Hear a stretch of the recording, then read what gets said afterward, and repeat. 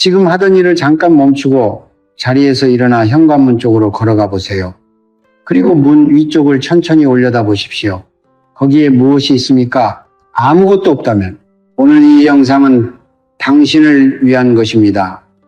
저는 수십 년간 성철 스님의 가르침을 묵상하고 수많은 가정의 기이 흐름을 살펴왔습니다.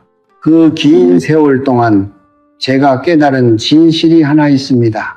재물이 들어오지 않는 집, 아무리 열심히 일해도 돈이 남지 않는 가정, 자식은 고생하고 부부는 다투며 몸은 점점 쇠약해지는 삶.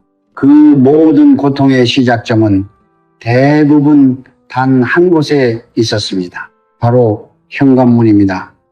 사람들은 말합니다. 열심히 일하면 부자가 된다고. 저는 감히 말씀드립니다. 그것은 절반의 진실에 불과합니다. 아니, 어떤 경우에는 완전한 착각입니다. 당신 주변을 한번 돌아보십시오. 새벽부터 밤까지 쉬지 않고 일하는데도 통장 잔고는 늘 바닥을 기고 빚은 줄지 않으며 예상치 못한 지출이 끊임없이 생겨나는 사람들이 얼마나 많습니까? 그들이 게으른 것입니까? 그들의 노력이 부족한 것입니까? 아닙니다. 문제는 노력의 양이 아닙니다. 문제는 그 노력이 흘러들어오는 통로, 즉 집의 길이가 막혀 있다는 것입니다. 풍수에서 현관문은 단순한 출입구가 아닙니다. 그것은 집의 입구이며 우주의 기운이 가정 안으로 흘러들어오는 유일한 문입니다. 재물기, 좌우태, 건강기,健康해, 자손기, 지생해, 이 모든 복된 기운은 현관을 통해 집 안으로 들어옵니다. 그런데 만약 그 현관문 앞에 아무런 보호막도 없다면 어떻게 되겠습니까? 외부의 살기, 사태, 즉 맞은편 건물의 날카로운 모서리, 전봇대 또는 곱게 뻗은 도로가 정면으로 향하는 충살, 촌살의 에너지가 그대로 집 안으로 밀려 들어옵니다. 당신이 온종일 벌어들이는 돈은 그 살기에 의해 조용히 그러나 끊임없이 집 밖으로 빠져나가고 있는 것입니다. 비싼 가구를 들이십니까? 좋은 옷을 걸치십니까? 매일 아침 일찍 일어나 기도를 올리십니까? 그 모든 것이 헛된 우산입니다. 현관문 위에 아무런 보호막이 없다면 그것은 폭풍 속에서 구멍 뚫린 우산을 들고 서 있는 것과 같습니다. 겉으로는 뭔가를 하는 것처럼 보이지만 실상은 매일 조금씩 복불의 뿌리가 타들어가고 있는 것입니다. 새벽 3시 천장을 바라보며 잠 못 이루던 밤이 있으셨습니까? 은행이자 걱정에, 자식 걱정에 몸이 아파도 병원 한번 제대로 못 가던 날들이 있으셨습니까? 그 고통은 우연이 아닙니다. 그것은 수십 년간 현관의 기운이 보호받지 못한 채 살기가 차곡차곡 쌓여 만들어낸 필연적인 결과입니다. 성철 스님께서는 말씀하셨습니다. 업에는 하루아침에 쌓이지 않는다. 그러나 한 번의 정성 어린 행동이 수십 년의 업을 녹일 수 있다고. 지금 더 열심히 뛰어다닐수록 막힌 통로로 물을 퍼붓는 것과 같습니다. 아무리 물을 부어도 막힌 곳에서 넘쳐 흐를 뿐 목적지에는 닿지 않습니다. 그러나 오늘 현관문 바로 위에 팔각거울 단 하나를 바르게 거는 것만으로 30일 안에 그 막힘이 뚫리기 시작할 것입니다. 살기는 반사되고 재물기는 집 안으로 온전히 흘러들어오며 오랫동안 잠들어 있던 당신 가정의 복불이 다시 깨어나기 시작할 것입니다. 돈이 폭포처럼 들어오는 것이 아니라 오랫동안 막혀있던 물길이 비로소 제 방향을 찾아 흐르기 시작하는 것입니다. 그리고 그 흐름은 일단 시작되면 멈추지 않습니다. 오늘 이 영상을 끝까지 보십시오. 저는 성철 스님의 가르침을 바탕으로 팔각 거울을 거는 정확한 위치와 방법, 30일 수행법, 그리고 절대로 하지 말아야 할 금기 사항까지 하나도 빠짐없이 전해드리겠습니다. 이것은 이론이 아닙니다. 수많은 가정이 실제로 경험한 변화의 기록입니다. 제가 오래전에 만났던 한 분의 이야기를 먼저 들려드리겠습니다. 그분을 여기서는 편의상 김씨라고 부르겠습니다. 김씨는 경기도의 작은 도시에서 철물점을 운영하던 50대 초반의 남성이었습니다. 새벽 5시에 일어나 밤 10시가 넘어서야 가게 문을 닫는 그야말로 성실함 하나로 살아온 사람이었습니다. 주변 사람들 모두가 그를 보며 저 사람은 반드시 성공할 것이라고 했습니다. 그런데 이상한 일이 반복되었습니다. 장사가 그럭저럭 되는 날에도 달말이 되면 통장은 항상 비어 있었습니다. 예상치 못한 수리비, 갑작스러운 의료비, 자식의 학비, 돈이 들어오는 속도보다 나가는 속도가 언제나 한 발 빨랐습니다. 그는 처음에는 자신의 능력을 탓했습니다. 더 열심히 하면 나아질 것이라 믿으며 잠을 줄이고 밥을 줄이고 쉬는 날도 반납했습니다.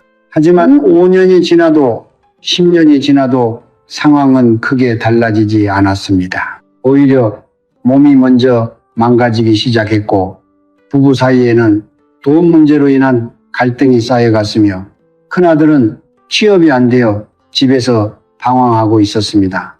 김 씨가 저를 찾아온 것은 그로부터 얼마 지나지 않아서였습니다. 저는 그분과 오랜 시간 이야기를 나눈 뒤 한 가지를 먼저 여쭤보았습니다. 현관문 위에 무엇이 걸려 있습니까? 그는 잠시 멈칫하더니 대답했습니다. 아무것도 없는데요. 저는 그 순간 모든 것을 알았습니다. 그의 집 현관문은 아파트 복도 끝에 위치해 있었고 엘리베이터에서 내리면 곧바로 그의 현관이 정면으로 보이는 구조였습니다. 풍수에서 이것을 충살촌샷이라 부릅니다. 복도를 따라 직선으로 달려오는 기운이 완충 없이 현관문을 정면으로 치고 들어오는 형국입니다. 마치 강물이 댐도 없이 곧장 마을로 쏟아지는 것과 같습니다. 이런 구조의 집에서는 아무리 재물이 들어와도 순식간에 빠져나갑니다. 기운이 쌓이지 않기 때문입니다. 들어오는 기운보다 나가는 기운이 항상 강하게 작동하는 것입니다. 그뿐만이 아니었습니다. 현관문 맞은편 복도벽에는 소화기 보관함에 날카로운 금속 모서리가 정확히 그의 현관을 향하고 있었습니다. 작은 것처럼 보이지만 풍수에서 날카로운 모서리가 문을 향하는 것은 화살이 집을 겨누는 것과 같습니다. 이것을 형살싱살이라 합니다. 이런 살기가 수십 년간 매일 조금씩 그 가정의 에너지를 갉아먹고 있었던 것입니다. 김 씨가 게으른 것이 아니었습니다. 노력이 부족한 것도 아니었습니다. 그는 구멍 뚫린 그릇에 물을 열심히 붓고 있었던 것입니다. 저는 그분께 한 가지만 부탁드렸습니다. 현관문 바로 위, 머리보다 한 쯤 높은 곳에 팔각 거울 하나를 거울면이 바깥쪽을 향하도록 달아달라고, 그리고 매일 아침 그 거울을 바라보며 감사의 마음을 30초만 올려달라고, 그것이 전부였습니다. 거창한 의식도 비싼 물건도 아니었습니다. 단 하나의 팔각 거울과 30초의 정성이었습니다. 한 달 뒤 김 씨에게서 연락이 왔습니다.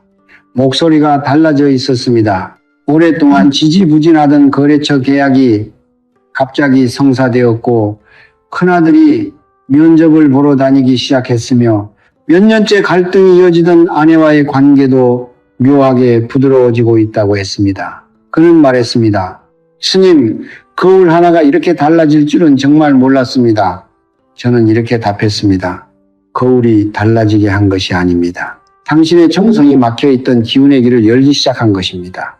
성철 스님께서는 늘 이렇게 말씀하셨습니다. 인연은 하늘이 맺어주지만 그 인연이 꽃을 피우려면 땅이 준비되어 있어야 한다. 김 씨의 이야기는 특별한 사람의 특별한 사례가 아닙니다. 지금 이 영상을 보고 계신 여러분 중에도 열심히 살아왔는데 왜인지 모르게 늘 제자리인 분들이 계실 것입니다. 그 이유가 당신의 잘못이 아닐 수 있습니다. 당신의 집, 당신의 현관, 그 공간의 기운이 수십 년간 보호받지 못한 채 새고 있었던 것일 수 있습니다. 그리고 그 해답은 생각보다 훨씬 가까운 곳에 있습니다. 제가 수십 년간 성철 스님의 가르침을 묵상하면서 가장 깊이 새긴 말씀이 하나 있습니다. 모든 것은 통로에서 시작된다. 강물이 아무리 풍부해도 수로가 막히면 논밭은 메마릅니다. 혈액이 아무리 건강해도 혈관이 좁아지면 몸은 병들기 시작합니다. 그리고 우주의 기운이 아무리 풍성하게 흘러도 집으로 들어오는 통로가 막혀 있거나 보호받지 못하면 그 가정은 서서히 말라가게 됩니다. 그 통로가 바로 현관문입니다. 풍수지리에서 현관문은 단순한 건축 요소가 아닙니다. 그것은 집의 입커입니다. 사람이 입으로 음식을 먹고 기운을 얻듯이 집은 현관을 통해 우주의 기운을 들이마십니다. 재물기 자우해, 건강기 쟁캉해, 자손기 즉쇠해, 화합기 흑해. 이 모든 복된 기운은 현관을 통해 집 안으로 흘러 들어오고 그 기운이 집 전체에 순환하면서 가족 모두의 삶에 영향을 미칩니다. 따라서 현관이 건강하지 못하면 집 안은 곳을 아무리 잘 꾸며도 근본적인 문제는 해결되지 않습니다. 뿌리가 병든 나무에 아무리 좋은 거름을 뿌려도 열매는 맺히지 않는 것과 같습니다. 그렇다면 현관의 기운이 병드는 이유는 무엇입니까? 풍수에서는 이것을 살기 이의 침입이라고 설명합니다. 살기란 음기, 여미가 지나치게 강해지거나 날카롭고 직선적인 에너지가 집을 향해 정면으로 향할 때 발생하는 해로운 기운입니다. 구체적으로는 현관문 맞은편에 전봇대나 가로수가 정면으로 서 있는 경우, 건물의 날카로운 모서리가 현관을 향하고 있는 경우, 좁은 골목이나 복도의 끝에 현관문이 위치하여 직선의 기운이 완충 없이 쏟아지는 경우, 그리고 계단이 현관문과 정면으로 이어지는 경우가 이에 해당합니다. 이러한 환경에서는 외부의 살기가 아무런 저항 없이 집 안으로 밀려 들어오며 그것이 재물의 유출, 건강의 악화, 가족 간의 불화로 이어지게 됩니다. 음양오행, 염양우싱의 원리로 설명하면 더욱 분명해집니다. 우주의 기운은 염과 양, 영, 이 균형을 이룰 때 생명력을 갖습니다. 살기는 음기가 지나치게 응축된 형태로 균형이 무너진 에너지입니다. 이 기운이 현관을 통해 집안으로 들어오면 집안의 음양 균형이 깨지기 시작합니다. 오행우싱 중 금진의 기운이 과도해지면 날카로움과 파괴의 에너지가 지배하게 되고 목무의 기운이 꺾이면 성장과 번영의 흐름이 멈춥니다. 이것이 바로 열심히 일해도 재물이 쌓이지 않고 건강을 챙겨도 몸이 회복되지 않으며 관계를 노력해도 갈등이 끊이지 않는 근본적인 이유입니다. 반대로 현관의 기운이 잘 보호되고 순환이 원활할 때 어떤 일이 일어납니까? 저는 그것을 복이 뿌리를 내리는 현상이라고 부릅니다. 기운이 막히지 않고 집안을 자유롭게 순환하면 가족 모두의 기운이 살아납니다. 잠을 자도 개운하고 아침에 눈을 뜨면 왠지 모르게 마음이 가볍습니다. 예상치 못한 좋은 소식이 들어오고 오랫동안 막혀있던 일들이 자연스럽게 풀리기 시작합니다. 이것은 마법이 아닙니다. 기운의 통로가 열리면 인체의 혈액순환이 원활해지듯 집의 에너지순환이 정상화되는 것입니다. 성철 스님께서는 이렇게 말씀하셨습니다. 집은 살아있는 생명체다. 그 생명체가 숨을 쉬는 곳이 현관이다. 현관이 막히면 집이 병들고 집이 병들면 그 안에 사는 사람도 함께 병든다. 저는 이 말씀을 처음 들었을 때 단순한 비유라고 생각했습니다. 그러나 수십 년간 수많은 가정을 살펴보면서 이것이 비유가 아니라 엄연한 현실임을 깨달았습니다. 현관이 무너지면 집 전체가 무너집니다. 그리고 현관이 살아나면 집 전체가 다시 숨을 쉬기 시작합니다. 지금 이 순간 여러분의 현관문 위를 다시 한번 떠올려 보십시오. 그곳은 지금 보호받고 있습니까? 아니면 수십 년째 아무런 방패도 없이 외부의 살기에 노출된 채 버려져 있습니까? 그 답이 어쩌면 지금까지 여러분의 삶에서 반복되어 온 막힘과 손실의 이유를 설명해 줄지도 모릅니다. 이제 본격적으로 팔각거울, 즉 팔객경, 박각경의 비밀을 말씀드릴 차례입니다. 많은 분들이 팔각거울을 단순한 장식품으로 생각합니다.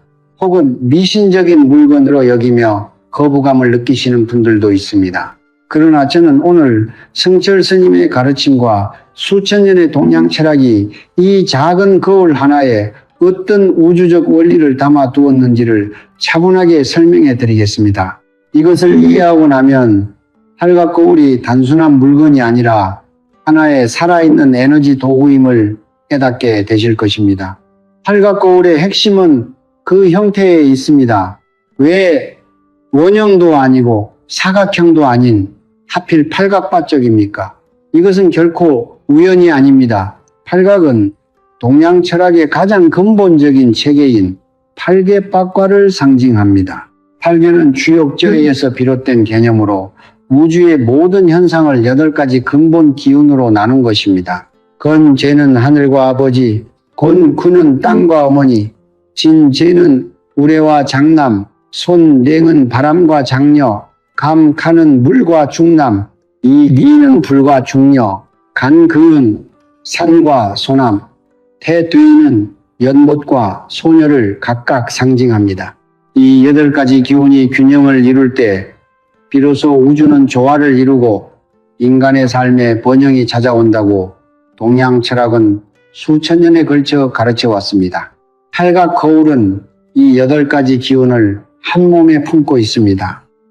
거울의 8모서리는 각각 동, 동, 서, 시, 남, 난, 북백, 동북, 동백, 동남, 동남, 서북, 시백, 서남, 시남의 방위를 가리키며 그 방위마다 흐르는 기운을 포착하고 정렬하는 역할을 합니다. 즉, 팔각 거울은 단순히 살기를 반사하는 방패가 아니라 집 주변의 모든 방향에서 들어오는 기운을 동시에 감지하고 균형 잡아주는 우주적 조율 장치입니다. 어느 한 방향의 기운이 지나치게 강하면 그것을 반사하여 완화시키고 부족한 방향의 기운은 끌어당겨 보충합니다.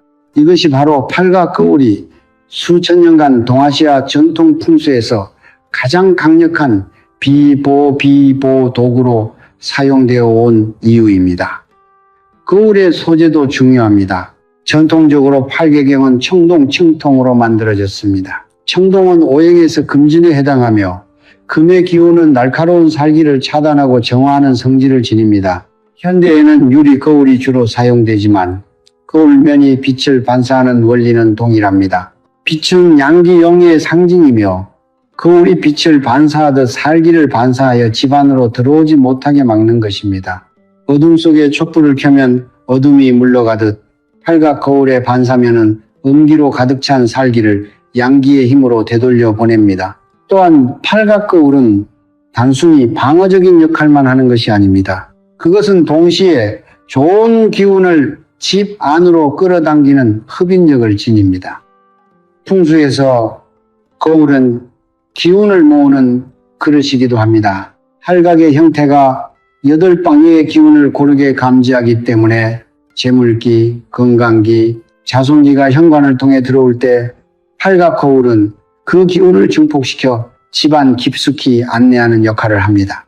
말하자면 팔각 거울은 나쁜 것은 막고 좋은 것은 더 강하게 끌어들이는 이중의 기능을 동시에 수행하는 것입니다. 저는 이 원리를 처음 깊이 이해했을 때 성철 스님의 또 다른 말씀이 떠올랐습니다. 우주는 균형을 원한다.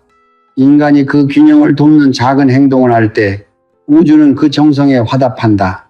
팔각 거울을 거는 행위는 단순한 풍수 행위가 아닙니다. 그것은 우주의 균형 원리에 인간이 의식적으로 동참하겠다는 선언입니다. 그 선언에 우주는 반드시 응답합니다. 재물이 막혔던 곳에 물길이 트이고 끊겼던 인연이 다시 이어지며 오랫동안 병들었던 집의 기운이 서서히 되살아나기 시작합니다. 팔각 거울 하나가 이 모든 것을 한다고 믿기 어려우십니까? 그 의심은 당연합니다. 그러나 저는 감히 말씀드립니다. 믿음이 먼저가 아닙니다. 실천이 먼저입니다. 오늘 이 영상을 보신 뒤 팔각 거울 하나를 준비하여 올바른 자리에 걸어 보십시오.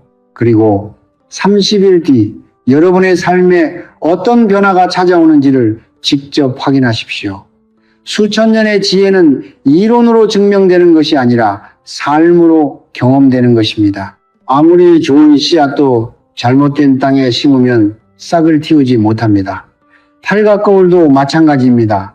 그 원리가 아무리 깊고 강력하다 해도 잘못된 위치에 잘못된 방식으로 걸면 효과를 기대하기 어렵습니다. 오히려 기운의 흐름을 더 교란시킬 수도 있습니다. 그래서 오늘 이 부분은 특히 집중해서 들어주십시오. 저는 성철 스님의 가르침과 수십 년간의 현장 경험을 바탕으로 팔각 거울을 거는 정확한 위치와 방법을 단계별로 빠짐없이 전해드리겠습니다. 첫 번째로 위치입니다. 팔각 거울은 반드시 현관문 바로 위 문틀의 중앙 상단에 걸어야 높이는 성인 남성의 평균 키를 기준으로 머리보다 한 뼘, 즉 약 15cm에서 20cm 위가 가장 이상적입니다. 이 높이가 중요한 이유가 있습니다. 너무 낮으면 거울이 사람의 얼굴을 직접 반사하게 되어 오히려 가족의 기운을 교란시킵니다. 너무 높으면 살기가 거울 아래로 스며들어 그 반사 효과가 크게 줄어듭니다. 머리보다 한 뼘 위, 이 위치가 바로 외부의 살기가 현관문을 향해 들어오는 주된 통로를 정확히 차단할 수 있는 높이입니다. 이것은 수천 년의 풍수 실천을 통해 검증된 수치입니다. 두 번째로 방향입니다. 이것은 절대로 틀려서는 안 됩니다. 팔각 거울의 반사면, 즉 거울면은 반드시 바깥쪽을 향해야 합니다. 현관문을 열었을 때 거울면이 밖을 보고 있어야 한다는 뜻입니다. 거울면이 집 안을 향하면 외부의 살기를 반사하는 것이 아니라 집 안의 기운을 흡수하고 교란시키는 역효과가 납니다. 이것은 풍수에서 가장 치명적인 실수 중 하나입니다. 거울은 자신을 바라보는 쪽에 에너지를 반사합니다. 따라서 거울면이 밖을 향해야만 외부에서 들어오는 살기를 그대로 되돌려 보낼 수 있습니다. 이 방향 하나가 팔각 거울의 효과를 완전히 결정짓습니다. 세 번째로 위치의 중앙 정렬입니다. 거울은 현관문의 정중앙 위에 걸어야 합니다. 왼쪽이나 오른쪽으로 치우치면 팔개의 8방의 기운이 균등하게 작동하지 않습니다. 문의 중앙이 곧 기운이 들어오는 중심 통로이기 때문에 거울도 그 중심에 정확히 자리해야 모든 방향의 살기를 고르게 반사하고 모든 방향의 좋은 기운을 균형 있게 끌어당길 수 있습니다. 중앙에서 벗어날수록 기운의 균형이 깨지고 팔각 거울 본연의 기능이 절반 이하로 줄어듭니다. 네 번째로 거울의 상태입니다. 반드시 새 것이거나 사용한 것이라면 다른 집에서 가져온 것이어서는 안 됩니다. 다른 공간에서 사용한 거울에는 그 공간의 기운이 남아 있습니다. 이것을 풍수에서는 잔기잔이라고 합니다. 잔기가 남아있는 거울을 현관에 걸면 전 주인의 기운이 우리 집으로 흘러 들어오게 됩니다. 가급적 새 거울을 준비하시되 여의치 않다면 거울을 걸기 전 반드시 소금물에 적신 깨끗한 천으로 거울면 전체를 3번 시계 방향으로 천천히 닦아주십시오. 이 행위는 단순한 청소가 아닙니다. 거울에 남아있는 모든 이전 기운을 정화하고 새로운 보호의 기운을 불어넣는 의식입니다. 다섯 번째로 거울을 끄는 시간입니다. 가장 이상적인 시간은 맑은 날 오전 햇빛이 현관 쪽으로 들어오는 시간대입니다. 양기, 용기가 가장 강한 시간에 거울을 걸면 거울이 처음 받아들이는 기운이 밝고 강한 양기가 됩니다. 이것이 거울의 초기 에너지를 결정짓습니다. 비 오는 날, 흐린 날 혹은 해가 진 뒤에 거는 것은 피하십시오. 음기가 강한 시간에 걸면 거울의 첫 기운이 음기로 채워져 이후 보호 효과가 약해질 수 있습니다. 여섯 번째로 거울을 걸기 직전의 의식입니다. 깨끗하게 닦은 거울을 두 손으로 공손히 들고 잠시 눈을 감으십시오. 그리고 마음속으로 혹은 조용히 입술을 움직여 이렇게 말씀하십시오. 이 거울이 우리 가족을 지켜주기를. 모든 나쁜 기운은 이 앞에서 되돌아가고 재물과 건강과 화목함이 이 문을 통해 흘러 들어오기를. 이 한마디가 거울에 의식이시를 불어넣습니다. 성철 스님께서는 늘 말씀하셨습니다. 물건은 사람의 정성을 먹고 힘을 얻는다. 팔각 거울도 마찬가지입니다. 정성 없이 걸린 거울은 그저 장식품에 불과하지만 정성을 담아 걸린 거울은 살아있는 보호막이 됩니다. 위치, 방향, 중앙 정렬, 거울의 상태, 거는 시간, 그리고 의식, 이 여섯 가지를 모두 지켰을 때 비로소 팔각 거울은 제 역할을 시작합니다. 하나라도 소홀히 하면 효과는 반감됩니다. 그러나 이 여섯 가지를 모두 정성껏 지킨다면 여러분의 현관은 오늘부터 살기를 막는 방패이자 복기를 끌어들이는 통로로 다시 태어나게 될 것입니다. 팔각 거울을 올바른 위치에 걸었다면 이제 그것으로 끝이 아닙니다. 거울은 걸었을 때 완성되는 것이 아니라 매일의 정성으로 살아 숨쉬기 시작하는 것입니다. 저는 이것을 씨앗의 원리라고 부릅니다. 아무리 좋은 씨앗을 좋은 땅에 심었다 해도 물을 주지 않고 햇빛을 차단하면 싹은 틔우지 못합니다. 팔각 거울도 마찬가지입니다. 올바르게 걸린 거울에 매일 정성의 물을 주어야만 그 보호의 기운이 날마다 강해지고 깊어집니다. 그 정성의 방법이 바로 지금 말씀드릴 30일 수행법입니다. 이 수행법은 복잡하지 않습니다. 새벽에 일어나 2시간씩 기도할 필요도 없고 값비싼 재물을 준비할 필요도 없습니다. 단 하루 30초입니다. 그러나 그 30초를 30일 동안 단 하루도 빠짐없이 이어가는 것, 그것이 이 수행법의 전부이자 핵심입니다. 성철 스님께서는 늘 말씀하셨습니다. 거대한 바위를 깨는 것은 한 번의 강한 충격이 아니라 매일 같은 자리를 두드리는 물 한 방울이다. 30초의 정성이 30번 쌓이면 그것은 더 이상 작은 물방울이 아닙니다. 그것은 수십 년간 굳어진 막힘을 뚫는 힘이 됩니다. 수행법은 다음과 같습니다. 매일 아침 집을 나서기 전 현관 앞에 잠시 멈춰 서십시오. 바쁜 아침이라도 괜찮습니다. 단 30초만 내어주십시오. 먼저 현관문 위에 걸린 팔각 거울을 조용히 올려다 보십시오. 눈이 거울과 마주치는 순간, 그것이 수행의 시작입니다. 그 다음 천천히 숨을 3번 들이쉬고 내쉬십시오. 들이쉴 때는 좋은 기운이 내 몸 안으로 깊이 들어온다고 느끼시고, 내쉴 때는 몸 안에 쌓인 걱정과 긴장과 두려움이 함께 빠져나간다고 느끼십시오. 이 3번의 호흡이 여러분의 몸과 마음을 현재의 순간으로 데려옵니다. 3번의 호흡이 끝나면 마음속으로 혹은 아주 작은 목소리로 이렇게 말씀하십시오. 오늘도 우리 가족을 지켜주어 감사합니다. 이 거울이 모든 나쁜 기운을 막아주고 좋은 기운만 우리 집 안으로 흘러 들어오게 해 주십시오. 재물이 들어오고 건강이 지켜지며 가족 모두가 화목하기를 바랍니다. 이 말은 외워야 할 주문이 아닙니다. 형식보다 중요한 것은 마음입니다. 진심으로 감사하는 마음, 가족을 지키고자 하는 마음, 그 마음이 말에 담길 때 비로소 팔각 거울이 그 기운을 받아 활성화됩니다.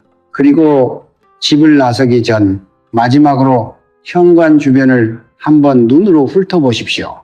신발이 가지런히 정돈되어 있는지, 현관 바닥에 먼지나 쓰레기가 없는지, 우산이나 가방이 어지럽게 쌓여있지는 않은지를 확인하십시오. 현관의 청결함은 팔각 거울의 효과를 지속시키는 기본 조건입니다. 아무리 강력한 거울도 어지럽고 더러운 현관에서는 제 힘을 발휘할 수 없습니다. 맑은 물이 더러운 그릇에 담기면 탁해지듯 좋은 기운도 정돈되지 않은 공간에서는 머물지 못하고 떠나버립니다. 저는 이 30일 수행법을 직접 권유한 가정들의 변화를 수없이 목격해 왔습니다. 초음일, 주일은 크게 달라지는 것을 느끼지 못할 수 있습니다. 그것은 당연합니다. 수십 년간 굳어진 기운의 막힘이 일주일 만에 완전히 풀리기를 기대하는 것은 무리입니다. 그러나 이 주일차에 접어들면 많은 분들이 묘하게 마음이 가벼워지고 아침에 눈을 뜨는 것이 덜 무거워진다고 말씀하십니다. 3주일 차에는 오랫동안 소식이 끊겼던 사람에게서 연락이 오거나 막혀있던 일이 작은 것부터 조금씩 풀리기 시작합니다. 그리고 30일이 되었을 때 처음 시작할 때와 지금을 비교해 보십시오. 그 차이가 이 수행법의 증거입니다. 30일이 지난 뒤에도 이 수행을 멈추지 마십시오. 30일은 막힌 기운의 통로를 처음 여는 기간입니다. 그 이후부터는 매일의 30초가 열린 통로를 유지하고 넓혀가는 역할을 합니다. 성철 스님께서는 이렇게 말씀하셨습니다. 복은 한번 불러들인다고 영원히 머무는 것이 아니다. 매일 감사하고 정성을 다하는 사람의 곁에 복은 떠나지 않고 뿌리를 내린다. 30초의 감사가 30일을 넘어 300일, 3000일로 이어질 때 그 가정의 기운은 어떤 살기도 감히 범접할 수 없는 단단한 복의 토대 위에 서게 됩니다. 오늘 아침부터 시작하십시오. 내일로 미루지 마십시오. 지금 이 순간 현관 앞에 서서 팔각 거울을 올려다보며 단 한마디만 하십시오. 감사합니다. 그것이 모든 변화의 첫걸음입니다. 지금까지 팔각 거울을 거는 위치와 방법 그리고 30일 수행법까지 말씀드렸습니다. 그런데 저는 여기서 잠시 멈추어야 합니다. 왜냐하면 아무리 올바르게 거울을 걸고 매일 정성을 다해도 단 하나의 잘못된 행동이 그 모든 노력을 한순간에 무너뜨릴 수 있기 때문입니다. 수십 년간 수많은 가정을 살펴오면서 저는 팔각 거울의 효력을 스스로 파괴하는 치명적인 실수들을 반복적으로 목격해 왔습니다. 오늘 말씀드릴 세 가지 금기는 반드시 기억하십시오. 이것을 모르고 지나쳤다가는 팔각 거울이 보호막이 아니라 오히려 살기를 집 안으로 끌어들이는 통로가 될 수 있습니다. 첫 번째 금기는 깨지거나 흠집이 나거나 흐릿해진 거울을 그대로 사용하는 것입니다. 많은 분들이 거울에 작은 금이 가거나 모서리가 살짝 깨졌을 때 이 정도는 괜찮겠지라고 생각하며 그냥 두십니다. 그러나 이것은 풍수에서 매우 위험한 실수입니다. 온전하지 않은 거울은 살기를 완전하게 반사하지 못합니다. 깨진 거울면은 기운을 사방으로 흩어버리며 그 흩어진 기운이 오히려 집안으로 혼란을 가져옵니다. 음양오행의 원리에서 금진이 손상되면 그 기운이 흉흉으로 전환됩니다. 즉 보호해야 할 거울이 오히려 흉기가 되는 것입니다. 거울에 조금이라도 이상이 생겼다면 미련 없이 새 것으로 교체하십시오. 부서진 방패를 들고 전쟁터에 나가는 사람은 없습니다. 마찬가지로 손상된 팔각 거울은 방패가 아니라 짐이 될 뿐입니다.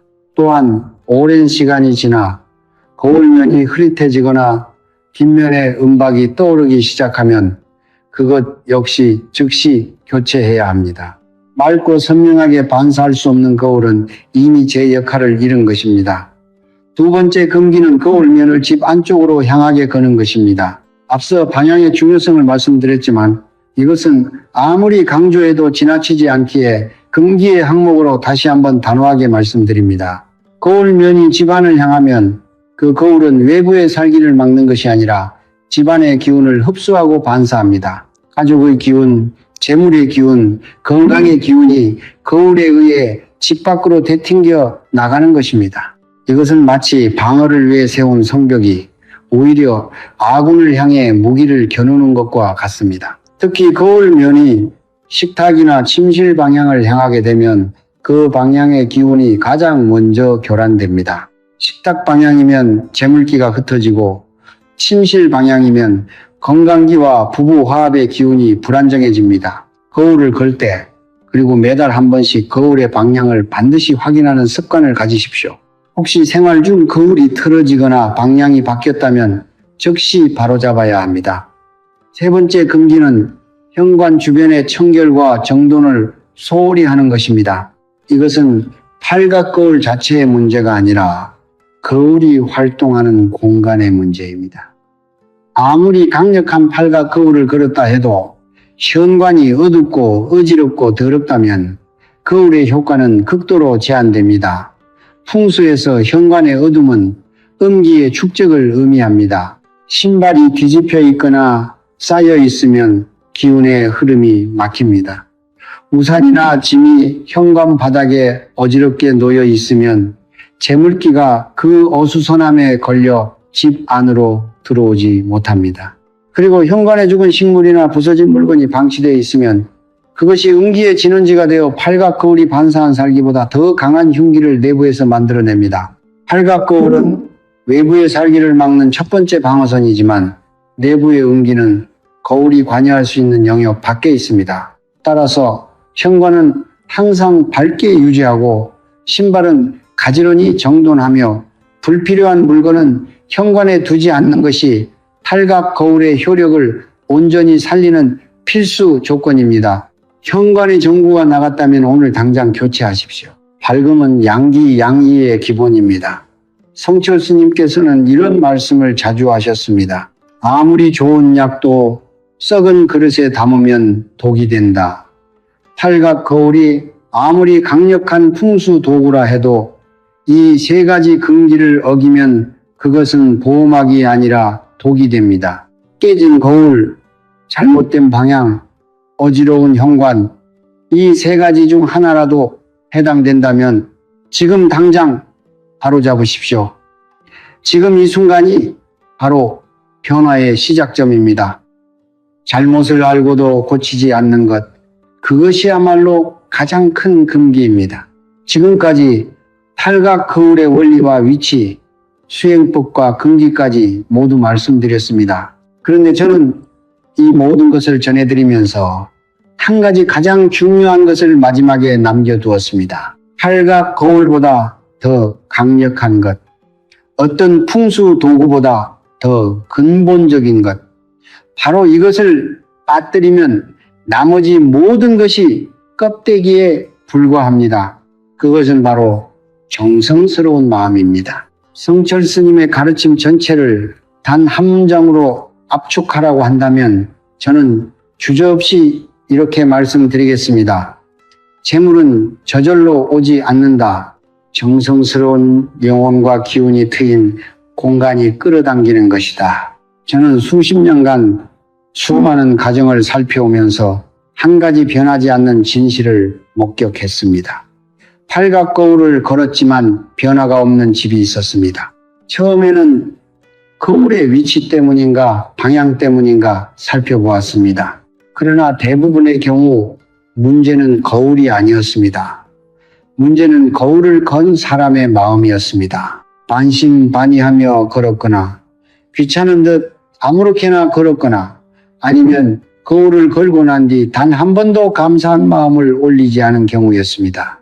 반대로 형편이 어려워 작고 저렴한 팔각 거울을 구해 온전한 정성을 담았건 가정에서는 놀라운 변화가 일어났습니다. 거울의 크기와 가격이 결과를 결정한 것이 아니었습니다. 그것을 대하는 마음의 깊이가 결과를 결정했습니다. 성철 스님께서는 평생 한 가지를 강조하셨습니다. 물건이 기운을 갖는 것이 아니라 사람의 정성이 물건의 기운을 불어넣는 것이다. 이 말씀은 단순한 철학적 위로가 아닙니다. 이것은 우주가 작동하는 근본 원리입니다. 우주는 텅 빈 공간에 에너지를 무작위로 배분하지 않습니다. 우주는 의식 이시에 반응합니다. 정성스러운 의식, 감사하는 의식, 간절히 바라는 의식이 에너지를 특정한 방향으로 끌어당깁니다. 팔갑거울은 그 의식이 흐를 수 있는 통로이자 증폭기입니다. 그러나 의식이 없는 팔갑거울은 그냥 거울일 뿐입니다. 그렇다면 정성스러운 마음이란 구체적으로 무엇입니까? 저는 그것을 세 가지로 설명하겠습니다. 첫째는 감사입니다. 지금 이 순간 아무리 힘들어도 숨을 쉬고 있다는 것, 가족이 곁에 있다는 것, 오늘도 집에 돌아올 곳이 있다는 것에 대한 진심 어린 감사입니다. 감사는 단순한 감정이 아닙니다. 감사는 기운을 끌어당기는 가장 강력한 자석입니다. 재물기는 풍요로운 마음이 있는 곳으로 흐릅니다. 늘 부족하다고 느끼고 늘 결핍을 생각하는 마음에는 재물기가 머물지 않습니다. 지금 가진 것에 감사할 때 우주는 더 많은 것을 보낼 준비를 시작합니다. 둘째는 믿음입니다. 팔각거울을 걸고 수행을 시작했다면 그것이 작동하고 있음을 믿으십시오. 의심은 기운의 흐름을 막는 가장 강력한 장벽입니다. 성철 스님께서는 이렇게 말씀하셨습니다. 믿음은 씨앗이고 의심은 그 씨앗을 파내는 손이다. 씨앗을 심고 매일 파내면 싹은 절대 나지 않습니다. 심었으면 믿고 기다리십시오. 30일의 수행이 끝나기도 전에 포기하거나 의심하면 그동안 쌓인 정성의 기운이 한순간에 흩어져 버립니다. 셋째는 행동하는 정성입니다. 마음만으로는 부족합니다. 성철 스님의 가르침은 항상 행동을 동반했습니다. 매일 아침 30초를 내는 것, 현관을 청결하게 유지하는 것, 가족에게 따뜻한 말 한마디를 더 건네는 것, 이웃에게 작은 친절을 베푸는 것, 이 모든 작은 행동들이 모여 공덕곤덕의 뿌리가 됩니다. 홍수는 공간의 기운을 다루지만 그 공간에 사는 사람의 공덕이 없으면 공간의 기운도 한계가 있습니다. 재물은 공덕이 있는 곳으로 흐릅니다. 감사하고 나누고 베푸는 사람의 집에 재물기는 자연스럽게 모여듭니다. 저는 종종 이런 질문을 받습니다. 스님, 저는 너무 오랫동안 힘들었습니다. 이제 와서 달라질 수 있을까요? 저는 언제나 같은 대답을 드립니다. 달라질 수 있습니다. 아니, 반드시 달라집니다. 단, 오늘부터 시작해야 합니다. 수십 년간 굳어진 막힘도 오늘 하루의 정성이 쌓이기 시작하는 순간 녹기 시작합니다. 강물이 바위를 깎는 것은 하루아침의 일이 아니지만 물이 흐르기 시작하면 반드시 길이 생깁니다. 여러분의 정성이 그 물입니다. 그리고 팔각거울은 그 물이 올바른 방향으로 흐를 수 있도록 안내하는 수로입니다. 성철 스님의 가르침은 언제나 이 한마디로 돌아왔습니다. 정성이 하늘을 움직인다 징신간텐. 하늘도 움직이는 정성 앞에 막힌 기운이 버틸 재간이 없습니다. 재물이 돌아서 흐르고 건강이 회복되며 가족이 화목해지는 것은 기적이 아닙니다. 그것은 정성스러운 마음이 우주의 법칙에 따라 만들어내는 당연한 결과입니다. 오늘부터 팔각거울 앞에서 하루 30초 진심으로 감사하십시오. 그 30초가 여러분의 운명을 바꾸는 시작점이 될 것입니다. 이제 우리의 여정이 마지막에 다다랐습니다. 오늘 이 영상을 처음부터 끝까지 함께 해주신 여러분께 먼저 깊은 감사의 마음을 전합니다. 이 영상을 끝까지 보셨다는 것은 여러분 안에 변화를 향한 간절함이 살아있다는 증거입니다. 그 간절함 자체가 이미 기운의 문을 두드리고 있는 것입니다. 성철 스님께서는 늘 말씀하셨습니다. 배움을 구하는 마음이 생긴 그 순간 하늘은 이미 그 사람에게 손을 내밀기 시작한다. 오늘 이 자리에 앉아 끝까지 들어주신 여러분, 하늘은 이미 여러분을 향해 손을 내밀고 있습니다. 오늘 우리가 함께 걸어온 길을 잠시 돌아보겠습니다. 우리는 현관문이 단순한 출입구가 아니라 집의 기운이 드나드는 유일한 통로임을 깨달았습니다. 수십 년간 보호받지 못한 채 살기에 노출된 현관이 어떻게 가정의 재물을 조용히 소진시켜 왔는지를 보았습니다. 김 씨의 이야기를 통해 열심히 일하는 것만으로는 채울 수 없는 기운의 막힘이 실제함을 확인했습니다. 팔각거울이 단순한 장식품이 아니라 팔교의 원리를 담은 우주의 방패임을 이해했습니다. 올바른 위치와 방향, 정확한 의식으로 거울을 거는 법을 배웠고 매일 아침 30초의 수행이 30일에 걸쳐 기운의 통로를 열어가는 원리를 알았습니다. 그리고 어떤 금기도 어기지 않으며 무엇보다 정성스러운 마음이 이 모든 것의 근본임을 가슴에 새겼습니다. 이제 남은 것은 단 하나입니다. 실천입니다. 아는 것과 행하는 것 사이의 거리, 그것이 운명을 가르는 거리입니다. 오늘 이 영상을 보고 좋은 이야기네 라고 생각하며 그냥 지나치는 분과 오늘 당장 팔각거울을 준비하고 내일 아침 현관 앞에 서는 분, 이 두 사람의 30일 뒤는 전혀 다른 이야기가 될 것입니다. 성철 스님께서는 이렇게 말씀하셨습니다. 깨달음은 앉아서 오지 않는다. 한 발을 내딛는 순간 그 발밑에 길이 생긴다. 오늘 그 한 발을 내딛어 주십시오. 팔각거울은 지금 당장 구하실 수 있습니다. 인터넷 쇼핑몰에서 팔각거울 혹은 팔개경을 검색하면 다양한 크기와 가격의 제품을 찾으실 수 있습니다. 크기는 지나치게 작거나 크지 않아도 됩니다. 현관문 폭의 3분의 1 정도 크기면 충분합니다. 중요한 것은 크기가 아니라 앞서 말씀드린 6가지 조건, 즉 위치, 방향, 중앙 정렬, 거울의 상태, 거는 시간, 그리고 거는 의식을 온전히 지키는 것입니다. 오늘 주문하고 받는 즉시 맑은 날 아침에 정성껏 걸어주십시오. 그리고 그날부터 30일의 수행을 시작하십시오. 지금 이 순간 이 영상을 보고 계신 모든 분들께 성철 스님의 가르침을 담아 축원을 올립니다. 이 영상이 닿은 모든 가정에 재물의 기운이 활짝 열리기를 바랍니다. 오랫동안 막혔던 현관의 기운이 뚫리고 그 문을 통해 재물기와 건강기와 자손기가 폭포처럼 쏟아져 들어오기를 기원합니다.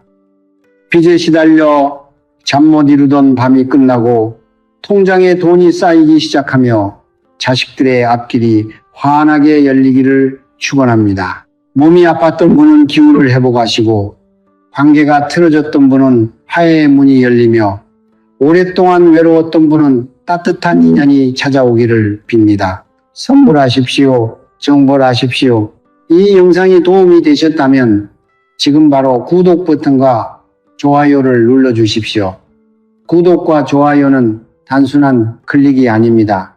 그것은 여러분이 변화를 향해 내딛는 첫 번째 행동이며 이 채널을 통해 더 많은 가르침이 여러분께 전해질 수 있도록 하는 공덕의 씨앗입니다. 성철 스님의 가르침에 따르면 좋은 것을 나누려는 마음 자체가 이미 복을 부르는 행위입니다. 아래 댓글에 여러분의 소원을 적어주십시오. 나는 2026년 안에 모든 빚을 갚았다. 우리 가족은 건강하고 풍요롭다. 재물이 끊임없이 우리 집으로 들어온다와 같이 이미 이루어진 것처럼 현재형으로 적어주십시오. 그 한 문장이 여러분의 의식에 새로운 기운의 씨앗을 심습니다. 그리고 다른 분들의 댓글에 좋아요를 눌러주십시오. 남의 복을 바라는 마음이 내 복을 키우는 가장 빠른 길입니다. 마지막으로 이 영상을 지금 힘든 시간을 보내고 있는 가족과 이웃에게 공유해 주십시오. 재물이 막히고 건강이 흔들리며 앞이 보이지 않는 막막함 속에 있는 누군가에게 이 영상 하나가 새로운 시작의 불씨가 될 수 있습니다. 나눔은 기운을 소진시키지 않습니다. 나눔은 기운을 2배로 키웁니다. 여러분이 이 영상을 한 사람에게 전할 때 그 공덕이 여러분에게 돌아와 현관의 기운을 더욱 강하게 열어줄 것입니다. 오늘 이 자리에서 함께 해주신 여러분 한 분 한 분의 가정에 성철 스님의 자비로운 기운이 깃들기를 바랍니다. 여러분의 현관이 오늘부터 재물의 성소가 되기를 그 문을 통해 들어오는 모든 기운이 여러분과 여러분의 가족을 감싸 안기를 진심으로 축원합니다. 감사합니다. 성불하십시오.